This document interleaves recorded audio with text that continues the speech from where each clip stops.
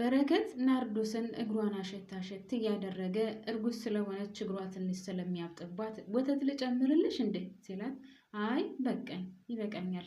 በነገራችን ላይ ዛሬ ማየ ጥሩ ዶክተር ጋር ወስደኝ ነበረ። እናም ከመረመረኝም በኋላ ይህማ በጣም ቀላል ነገር ነው፣ መድኃኒት ሰጥሽና ያን መድኃኒት ስትወስጂ ይሻልሻል ብሏለኝ ብላ ለበረከት ስትነግረው፣ በረከት ደግሞ በጣም ደነገጠና እንዴ ምን እያልሽ ነው ያለሽው?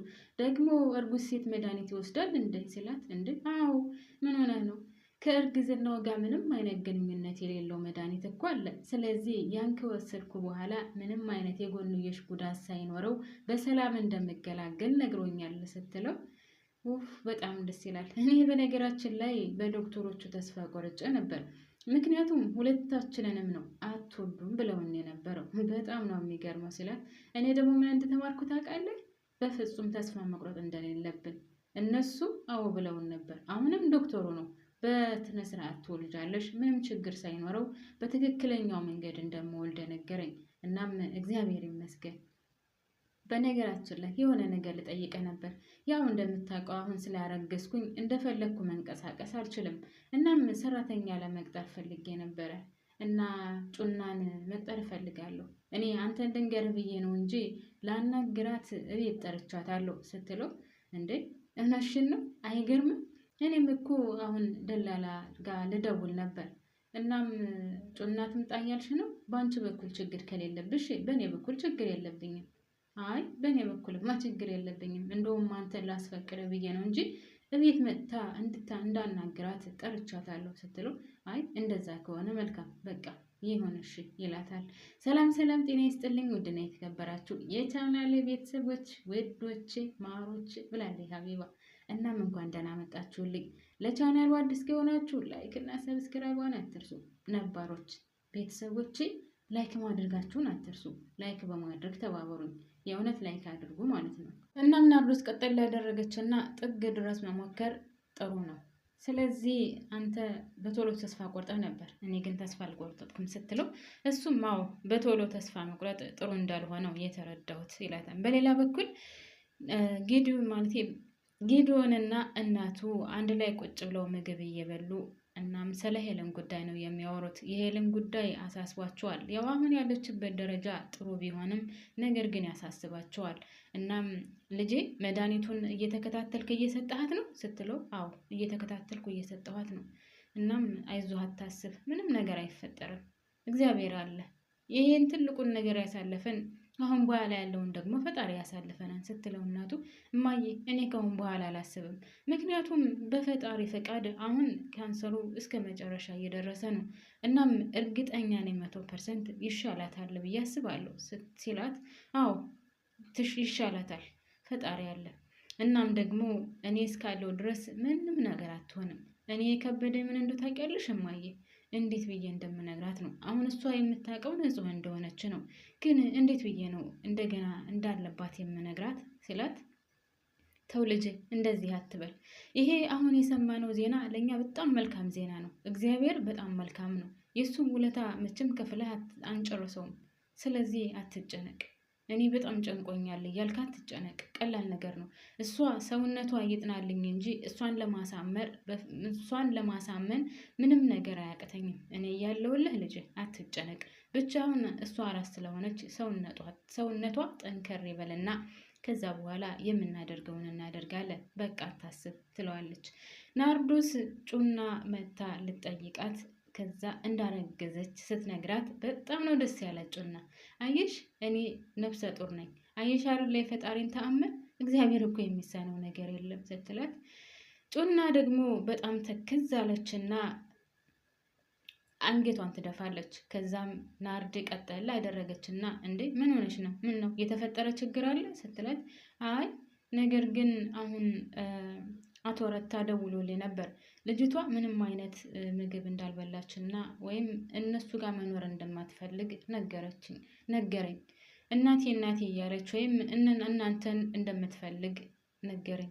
እኔ ደግሞ አልፈልግም አልኩትኝ፣ እንደማይሆን ነገርኩት ስትለው፣ በቃ እሱን ታዩ፣ አሁን ከኛ ጋር እንድትሆኝ እፈልጋለሁ፣ ምክንያቱም እኔ ሰራተኛ እፈልጋለሁ ስትላት፣ እውነትሽን ነው በጣም ደስ ይላል። በቃ እንደውም እኮ እኔ አጠቃላይ ጠቅልዬ ሰው ቤት እገባለሁ ብዬ አስቤ ነበር። እናም እናንተ ትቀበሉኛላችሁ ስትላት፣ አዎ በቃ ችግር የለውም እኛ እንደውም ዋሳ አንፈልግ ምን አንፈልግ፣ እንኳን ደህና መጣሽ፣ እንኳንም በሰላም ተቀላቀልሽ ቤተሰቦቻችንን ስትላት፣ እሷም በጣም ደስ ብሏት እፍ ተመስገን፣ በቃ ከእናንተ ጋር ከሆንኩማ በጣም ደስተኛ ነኝ ትላታለች። በሌላ በኩል በረከትና ጌዶን አንድ ላይ ቁጭ ብለው እያወሩ አንድ የሆነ ነገር እንደሚነግረው ይነግረዋል። ከዛም እሱ ምንድን ነው ብሎ ሲጠይቀው ያው ሄለን ካንሰሩ ትንሽዬ እንደቀረው ሊድን፣ ነገር ግን ይህን ነገር እንደማታቅ ድብቅ እንደነበረና ለማንም እንዳልተናገረው እናቱና እሱ ብቻ እንዳወሩበት ለበረከት ይነግረዋል። በረከትም በቃ ችግር የለውም እግዚአብሔር አለ፣ ለሁሉም ነገር አትጨነቅ፣ ፈጣሪ የሚወደውን ነው የሚያደርገው፣ ስለዚህ አይዞ፣ እስከ ዛሬ ድረስ ያን መጥፎ በሽታ ያሳለፋት፣ አሁን ደግሞ ይሄ ቀላል ነው፣ ስለዚህ አይዞ አትጨነቅ ይለዋል ማለት ነው። እሱም አይ ከአሁን በኋላ እንኳን አልጨነቅም ፈጣሪ አለ ይለዋል። በሌላ በኩል በረከት አሁንም ናርዶስ ደቆስቆስ እያደረጋት ስለሆነ እግሯን አሁንም እያሸላት ነው እና ያው የመጀመሪያ ሲሆን ታውቃላችሁ ሁሉም እንክብካቤው ይበዛል። እናም እየተንከባከባት እያለ እግሯን እያሻሸላት አይዞሽ አይዞሽ እያላት ጩና ሙቅ ሰርታ ታመጣላታለች። ከዛም ናርድዬ አይዞሽ ነቃ ነቃ በይ እንጂ ምን ነው ደቆስቆስ አደረገሽ? እሳ ጠንከር እንድትይ እንቄ ይሄ ሙቅ ግጥም አድርገሽ ጠጭ እንዳታስተረፊ ስትላት፣ እንዴ አሁንስ አበዛችሁት፣ ቆይ እኔ ገና ሳልወልድ እኮ ይህን ሙቅ እንድጠላው አደረጋችሁኝ ስትላት፣ አይ እንግዳ አትዝረክረኪ፣ በቃ ይህ ሙቅ ምንም ነገር ሳታስተርፊ መጠጣት አለብሽ እያሉ እያወሩ እያለ አቶ ረታ ስስትን ይዟት ይመጣል። አቶ ረታ ስስትን ይዞ መጥቶ አንቺ እርኩስ፣ አንቺ የማትረቢ ስትጫወችብኝ ነው የከረምሽው አይደል እያለ እሷ ላይ ይጮህበታል። ማለት ጩና ላይ።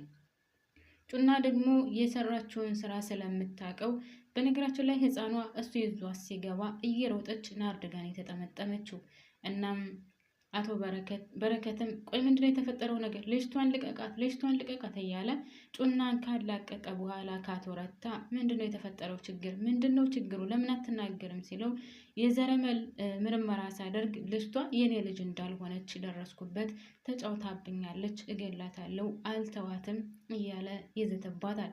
እሷም በረከት ሲጠይቃት ጩና የምሰማው ነገር እውነት ነው ብሎ ሲጠይቃት፣ አዎ ተሳስቻለሁኝ፣ ልጅቷ የገጀራው ልጅ ናት፣ ነገር ግን እኔና ገጀራው ተማክረንበት ነው ልጅቷ የኛ ናት፣ ነገር ግን ብዙ ገንዘብ ስለምናገኝበት የእሱ ልጅ እንደሆነች ነገር ነው ትለዋለች። እና ቆይ አንተ ይችን ልጅ እጇን አንጠልጥልሃት የመጣኸው ያንተ ልጅ እንዳልሆነች ስታውቅ ነው ብሎ በረከት ሲጠይቀው፣ አቶ ረታም አዎ የሰው ድቃላ እንዳሳድግ ትፈልጋለህ እንዴ? የማንም ድቃላ እንዳሳድግ ትፈልጋለህ ሲለው፣ ናርዶስ ደግሞ እባክህን ይህን ሰውዬ ከዚህ ቤት አስወጣልኝ፣ እባክህን አስወጣልኝ፣ ከዚህ በኋላ እንደዚህ አይነት መጥፎ ነገር በልጄ ፊት እንድናገር አልፈልግም፣ ከቤት አስወጣው ስትለው፣ አንቺ እርኩስ፣ አንቺ ማትረቢ እያለ ጩና ላይ ይጮህባታል። አለቅሽም፣ እገልሻለሁ፣ እንደዚህ በቀላሉ አንፋታም፣ እገልሻለሁ ሲላት፣ ግን እኔን የፈለግከውን ነገር አድርገኝ፣ በቃ እኔ ብዙ አጥፍቻለሁ፣ ጥፋተኛ ነኝ አውቃለሁ፣ ነገር ግን እነዚህን ሰዎች ተዋቸው እባክህን፣ እኔን የፈለግከውን ነገር አድርገኝ ስትለው፣ በረከትም አይዞሽ ምንም ነገር አያደርግሽም፣ እኛ እያለን በልውጣ ከዚህ ቤት ውጣለን። እኔ የምልህ እንደው ያችን ምስኪን ሚስትህን ግን እንደዚህ ስታባብላት የነበረ ልጅሽ ናት፣ ያንቺ ልጅ ናት እያልካት ብዙ ስትሞላት ነበር። አሁን ምን አለች እሷ ሲለው፣ እንዴ ቆይ የሰው ድቃላ ልታሳድግልህ ትፈልጋለህ እንዴ? እሷም የማንም ድቃላ ምን ልታሳድግ አትፈልግም፣ ምንም አላለችም ሲለው፣ አቶ በረከትም በጣም ትገርማለህ፣ በቃ ከዚህ ቤት ውጣልን አንፈልግም ይለዋል። ምጩናም በቃ እኔ አጥፍቻለሁ፣ ይቅርታ አድርግልኝ፣ ነገር ግን እኔን የፈለግከውን ቅጣት ቅጣኝ፣ እኔ ምንም ላደርግ አልችልም፣ በቃ አጥፍቻለሁ ስትለው፣ እሱም አቶ ረታም አለቅሽም፣ እገልሻለሁ፣ መቼውንም ቢሆን አልፋታሽም እያለ ከቤት ይወጣል። ህፃኗም እማዬ ካሁን በኋላ ለማንም አሰጡኝም አይደለ? ካሁን በኋላ ከእናንተ ጋር ነው አይደል መኖር የምፈልገው ስትላት፣ አዎ ልጄ ካሁን በኋላ ከማንም ጋር አትሄጅም፣ እኛው ቤት ነው የምትሆኙ፣ እናትሽም የውልሽ መጥታለች፣ ስለዚህ ከእናትሽም ጋር ትሆኛለች ስትላት፣ ልጅቷ እናትሽ አትበሏት ጩና እኔ እናቱ አይደለሁም፣ ምክንያቱም እያሰቃየኋት ነው ያሳደግኳት፣ ስለዚህ የእናንተው ፍቅር ይበቃታል ስትል በረከትም ጠጋ ብሎ ህፃኗን ሳም ካደረጋት በኋላ እሷም እኮ እናትሽ ናት የኔ ቆንጆ እናትሽ ናት፣ እሺ ሂጅና ሰላም በያት ሲላትኝ እኔ እናቴ ናርዶስ ብቻ ናት ብላ ትመልስለታለች በረከት። ናርድም ግንባሯን ሳም ካደረገቻት በኋላ ሂጂ የኔ ስስት ያችኛዋ እናትሽ አናፈቀችሽም ሂጅና ሳማ አድርጊያት ስትላት እሺ ብላ ህፃኗም ጥምጥም ብላ ጩናን አቅፋ ከሳመቻት በኋላ እወድሻለሁ ስትላት እሷም እኔም እወድሻለሁ ትላታለች። እናም ውዶችዬ ማለት ነው የዚህ ድራማ አንዳንድ ጊዜ ለገንዘብ ሲባል ሰው የራሱን ልጅ ይሸጣል ማለት ነው። እዚህ ድራማ ላይ የተማርኩት ወይም ያየውን ነገር ቢኖር ሰው እንዴት ለገንዘብ ብሎ ምንም በነገራችን ላይ ትምህርት ነው ብዬ አላለውም። ምክንያቱም ሰው እንዴት የወለደውን ልጅ ለገንዘብ ብሎ ይሸጠዋል? በዛ ላይ በጣም ብዙ ነው ያሰቃየቻት። ራሷ እናት ተብዬዋ ራሱ በጣም ብዙ ዋጋ አስከፍላታለች ህፃኗን ማለት ነው። እናም ውዶችዬ እኔ እዚህ ላይ ያበቃለሁ። በያላችሁበት ሰላማችሁ ይብዛልኝ። ባባይ